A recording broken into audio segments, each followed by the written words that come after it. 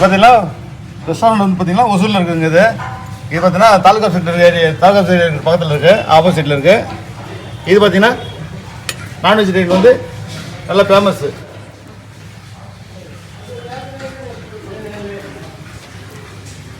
நல்லா மசாலா பாருங்கள், நல்ல மசாலா பிரியாணி. இது பார்த்தீங்கன்னா வாணிபேட் ஸ்டைலுங்க பிரியாணி, ரொம்ப அட்டகாசமாக இருக்கும்.